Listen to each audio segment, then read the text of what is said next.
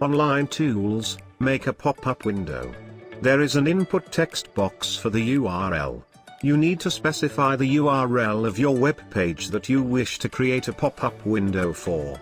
There are multiple other options available, as a checkbox like menu bar, toolbar, location, scroll bars, status. You can also specify the width and height of the pop-up window. The two text boxes width and height works as an input box, and you can specify the numbers according to your need. Once the input field is complete, you need to click on the button Generate Code, which will provide the result at the bottom of the page.